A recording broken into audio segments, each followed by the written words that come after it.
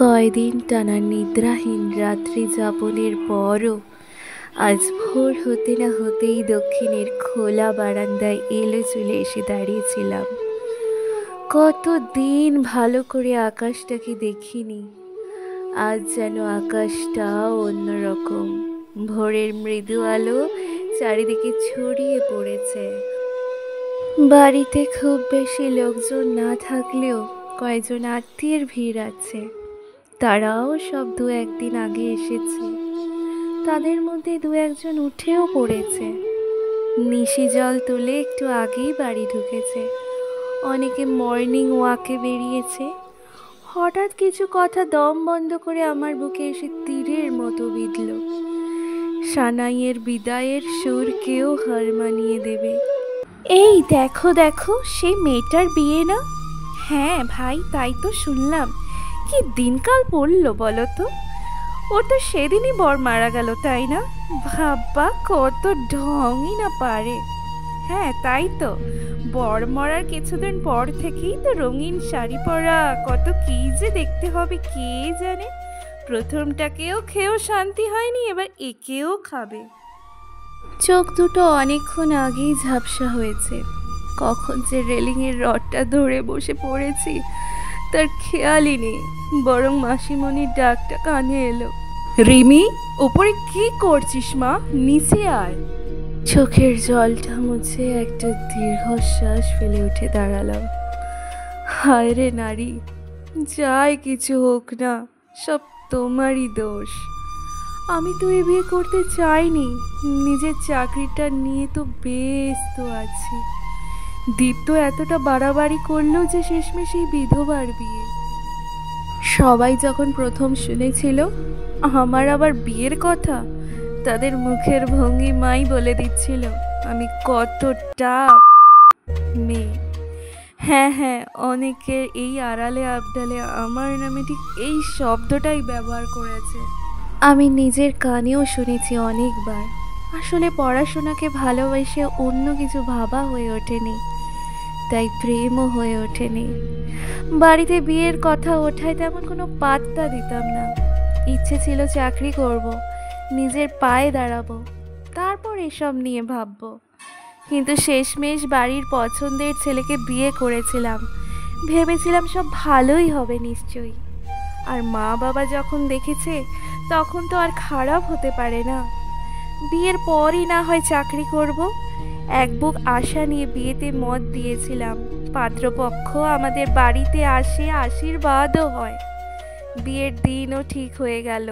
কত আয়োজন, কত লোকজন, কত নিয়ম রীতিনীতি মেনে লোক খাইয়ে ধুমধাম করে বিয়েটা হয়ে গেল। নতুন বাড়িতে সংসার করতে গেলাম। প্রথম বুঝলাম একটা অন্যরকম একাকিত্ব দিন দিন আমায় ঘিরে ধরেছে। প্রথম ভাবতাম মা বাবা নিজের বাড়ির সব কিছুকে ছেড়ে আসার জন্যই বুঝি এমনটা হচ্ছে। ওই বড় মাসির মেয়ে ত্রিনা আমার বোন হলেও খুব ভালো বন্ধু। একসময় প্রবল দমবন্ধ হওয়ায় ওকেই বললাম কিছুটা অস্বাভাবিক পরিস্থিতির কথা। ত্রিনা আমায় বুঝিয়েছিল নতুন বাড়ি, অচেনা মানুষজন, তাই নাকি আমার এমনটা হচ্ছে। কয়দিন কেটে গেলেই সব ঠিক হয়ে যাবে। পাকা দেখার পর থেকেই অরিন্দমের সাথে টুকটাক ফোনে কথা হতো। কি করছি, খাওয়া হয়েছে কিনা, এই সব আর কি। তেমন বিশেষ কিছু কথা বলতো না। অচেনা মানুষ, কিছুটা সময় তো লাগবেই, সেটা দুজনেরই। সেটাই ভাবতাম আমি। বিয়ের প্রথম আমার সাথে ভালো ব্যবহার করলেও কয়দিন পর তার ছন্দ পতন ঘটে। একদিন অরিন্দমের খুব প্রিয় নীল শার্টটা কাচবো বলে বের করতেই শার্টের মধ্যে কয়েকটা চুল পেলাম। অবাক হলাম। আমার তো কোঁকড়ানো চুল, এটা তো স্ট্রেট চুল। রাস্তা দিয়ে যাতায়াত করে জামাতে চুল লাগাটা তেমন কোনো ব্যাপার না, তাই উড়িয়ে দিলাম কথাটা। একটা ঘটনা দিন দিন আমার কাছে ক্রমশ সরল থেকে জটিল হচ্ছিল। অফিস থেকে ফেরার পরে একদিন সন্ধেবেলা খোলা মনে ইয়ার্কি করে অরিন্দমকে একটা কথা বললাম। ওর অদ্ভুত ব্যবহারটা আমার সব কিছুকে টলিয়ে দিল ক্ষণিকের মধ্যে। ও রুমালে একটা লিপস্টিকের দাগও দেখতে পেয়েছিলাম।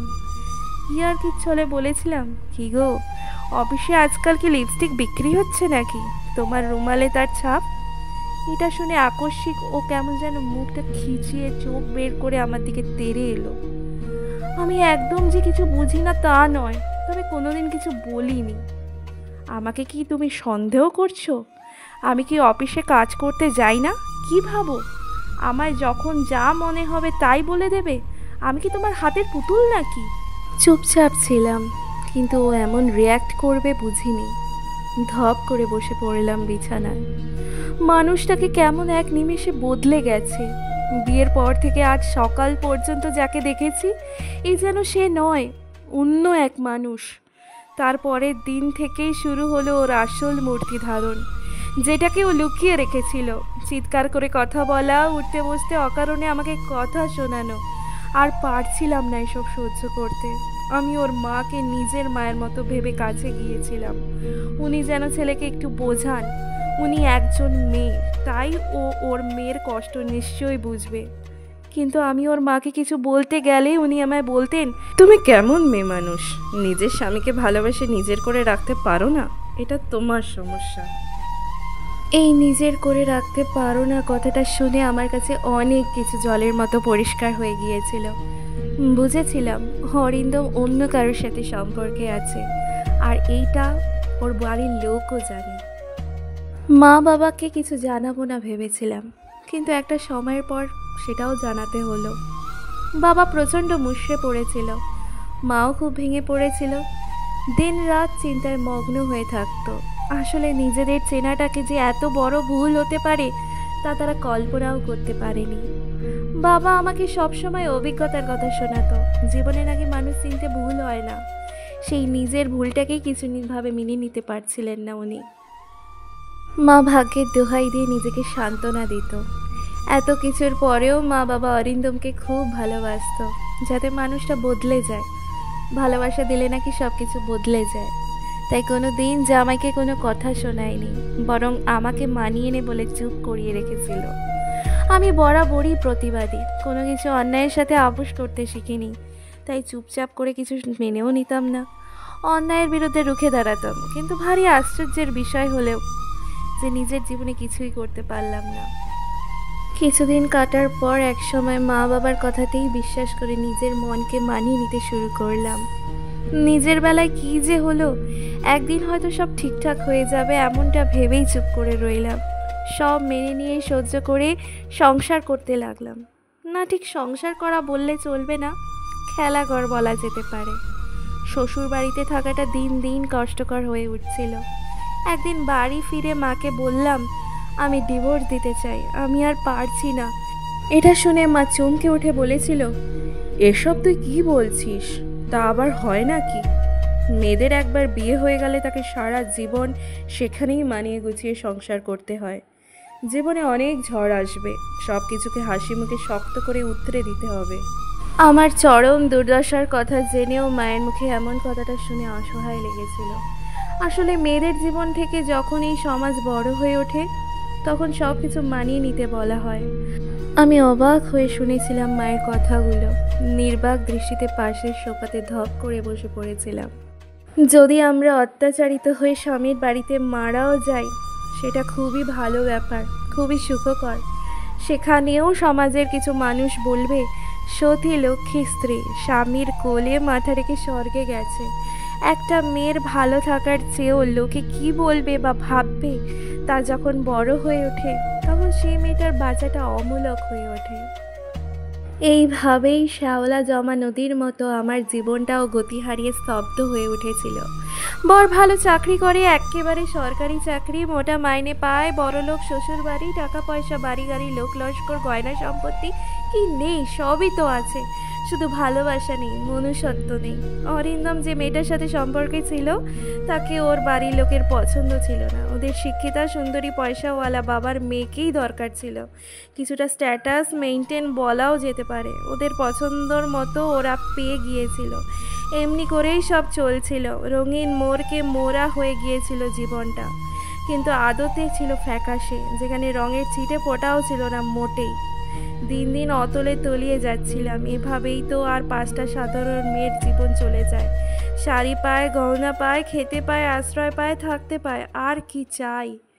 একদিন প্রচুর মদ গিলে অরিন্দম বাড়ি ফিরেছিল। রাতের বেলা আমার শরীরটাকে তার নিজের ইচ্ছে মতো ছিঁড়ে খেয়েছিল। আমি বাধা দেওয়ায় কষি একটা চড় বসিয়েছিল আমার ডান গালে। সেদিনই সহ্যের সীমা পেরিয়ে গিয়েছিল। ছুটে ওর রুম থেকে বেরিয়ে তলার ড্রয়িং রুমের সোফায় রাতটা কাটিয়েছিলাম। পরদিন ভোর হতে না হতেই বাবার বাড়ি। দিন 6 পর অরিন্দম আমার বাড়িতে এসেছে। আবারও সেই অভিনয় ন্যাকামো। মা বাবা তো গলে জল, জামাই আদরের অভাব হলো না। আমাকে আবারও ফিরতে বলল শ্বশুর বাড়ি। ওখানে ফেরার দিন 4 পরেই আবার সেই শুরু। বাড়িতে জানলেই মানিয়ে নিয়ে মেনে নিয়ে সব ঠিক হয়ে যাবে, এই শুনতে শুনতে আর কিছুই ভালো লাগছিল না। একদিন ঠিক করেই ফেললাম চাকরিটা করব, অন্তত কিছুটা সময় হলে নিজের মতো করে তো থাকতে পারবো। কাউকে কিছু না বলে জব অ্যাপ্লাই করে ফেললাম। সরকারি চাকরি পাওয়াটা অত ভাগ্যের ব্যাপার নয়, কিন্তু তাও একটু তো চেষ্টা করতে পারি। একটা চাকরির খুব দরকার ছিল নিজের জন্য। যে কোনো একটা চাকরি পেলেই এ বাড়ি ছেড়ে দেব, বাবার বাড়িতেও যাব না, ভাড়া বাড়িতে থাকবো, তবু এই বাড়িতে না। বাবার বাড়ি থেকে কম্পিটিটিভ এক্সামের বইগুলো এনে পড়তে শুরু করেছিলাম। একদিকে ভ্যাকেন্সি খালি দেখতাম, জব অ্যাপ্লাই করতাম, অন্যদিকে চাকরি পরীক্ষার প্রস্তুতি। সব কিছুই চালানোর চেষ্টা করে যাচ্ছিলাম। আগেও জেদ ছিল, তবে এখনটা বাঁচার লড়াই। কিছুদিন পরেই অরিন্দম ব্যাপারটা জানতে পেরে খুব অশান্তি শুরু করেছিল। তোমার এসবের কি দরকার? তোমার তো কোনো কিছুর অভাব নেই। তাহলে আমি বলেছিলাম ব্যক্তি স্বাধীনতার অভাব। ও খুব রেগে গিয়ে বলেছিল, বাচাল মেয়ে একটা, দিন দিন উঠতে শিখেছো তাই না? তোমার ওরা আমি বের করছি। পরবর্তী অধ্যায় পরবর্তী ভিডিওতে তোমাদের সাথে শেয়ার করব। কেমন লাগলো এতদূর গল্পটা অবশ্যই জানিও। ততক্ষণ সুস্থ থেকো, ভালো থেকো, টাটা, বাই বাই।